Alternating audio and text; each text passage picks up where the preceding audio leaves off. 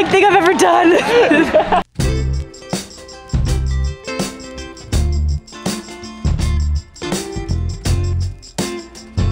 Hi friends, welcome back to another episode of my 30 before 30 bucket list where I'm trying to accomplish 30, I don't know which way it is for you guys, 30 really cool things before I turn 30 years old. And in this episode, we are gonna be getting out of California to go rock climbing in Denver.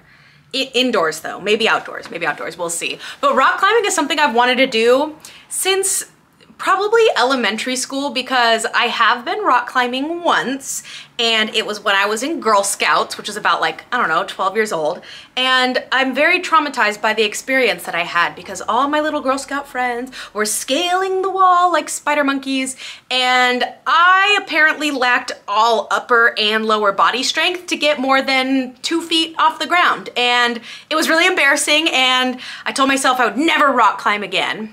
Until this video, and because one of my very best friends, Phillip, is an avid rock climber, and I want him to show us his world. So Phillip has been in several vlogs now. I'll leave them linked down below if you want to revisit those. But he is an expert rock climber. He's a boulderer, indoors, outdoors. He's a part of a lot of clubs, but he also just went on a 3-month trip rock climbing around the world. And I think he's still going. But Phillip lives in Denver, so to give us a sneak peek into his life, we're gonna hop on a flight and go to Denver and go rock climbing and see if I've developed any new muscles since I was 12 years old to get up a wall. So let's head to Colorado. We made it, we're here with Phillip. You guys have seen him in some other videos. I'll leave it tagged below, but he is a climbing professional. He's gonna tell us a little bit more later, but we're here at his climbing gym and we're gonna go rock climbing for the first time for me, not for Phillip. So let's go check it out.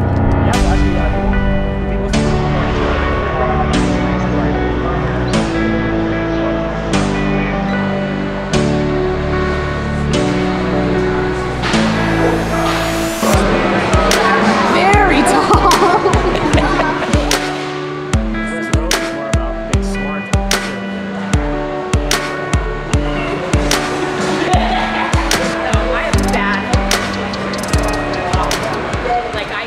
All right, I'm all checked in. I got my little rock climbing shoes that I rented, like a bowling alley. So to warm up, we're gonna be bouldering, which is without the ropes. It's kind of just like freehanding it on the fun walls, which is what Phillip is an expert at. He's an expert at all of this. I don't think I'm gonna be good at this part though. Those are some good climbing toes. And for free. Yeah. Oh, this is ASMR. Oh yeah, baby. That was hot. Oh yeah. So we're doing V0, which is the easiest one. We're gonna see if we can even do that. So what are some tips, Phillip? Big holes are gonna be for your hands, generally. And you can use them for your feet as well. But at your level, don't try to grab any of these. These are for your feet. Like stand up with your legs. Yeah. So like, I'm pressing with my left leg, my arms kind of stay relatively straight. Okay. As opposed to like this. And don't do with your arms too much. Yeah. Can we see an example of the green one I'm about to do?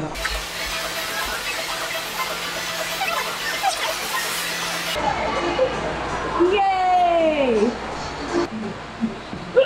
There you go. Get your left. Stand up with your. Yeah, there you go. Now we're here. Get your right foot up. Yeah. Move your right hand. Take your left foot up. Left hand. Yeah. And then touch that hole with both hands if you can. This one? Yeah, just touch it with your left hand as well. That's how you finish. Yeah.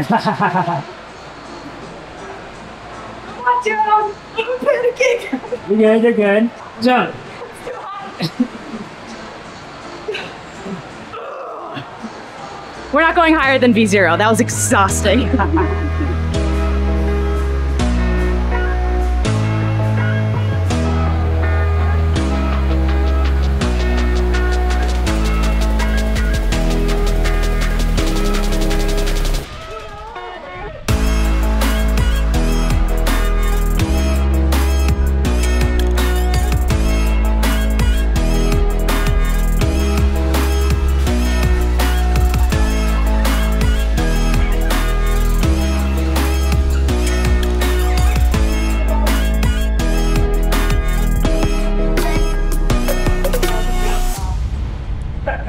Good job, Phillip. You're doing awesome. So apparently my nails are really long for rock climbing, and that is impeding my success. So I'm not bad at rock climbing. I just have too long of nails. Just kidding. I'm bad at rock climbing. I'm not clipping my nails. Yay!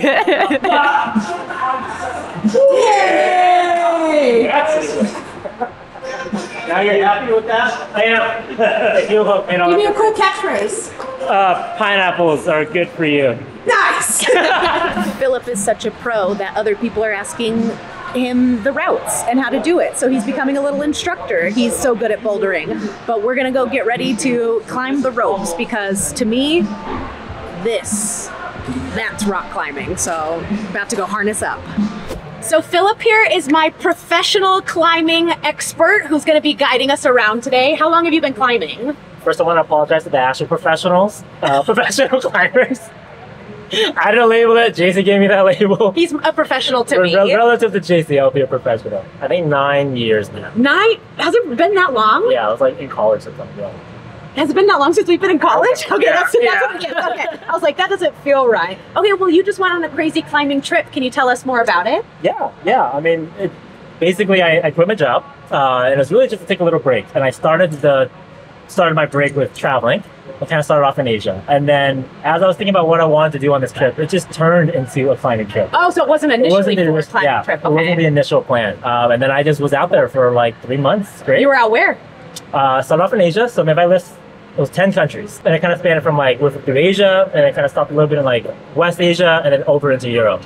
So I did all my climbing trip. But it was just awesome. So basically just hitting up, famous climbing destinations throughout the world, and which took me to like really cool, beautiful, spots of nature. And then met a bunch of awesome climbers along the way as well. What do you enjoy most about climbing?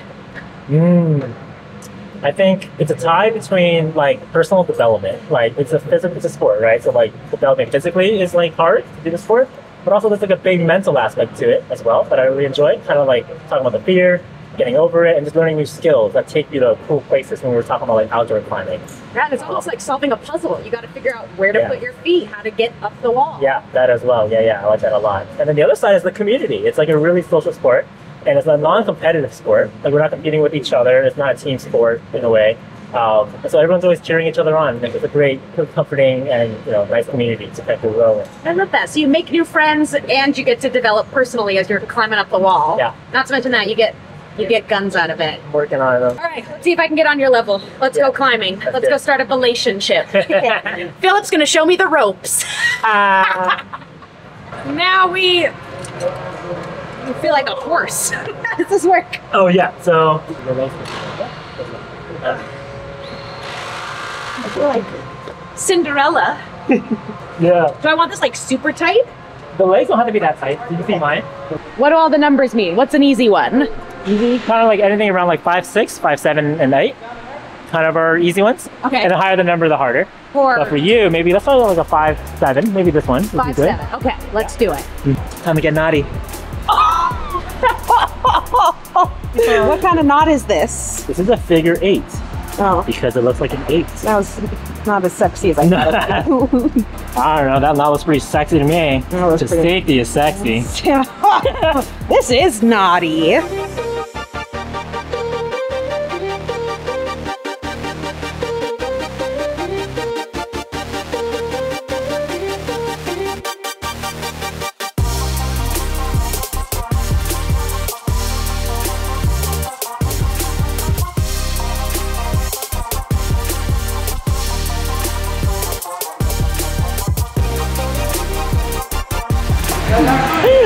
That was the most terrifying thing I've ever done. My forearms are on fire. I don't know how you do this. There was a moment of panic towards the top, and that's because I guess I had to reach around the wall to get the hold. But I made it all the way to the top. But that was exhausting. I don't know how I'm gonna do this again. And you just like do this all the time for fun? Yeah, I was doing this yesterday. Yeah. He was here yesterday. No big deal. Thanks for belaying me. You kept me safe.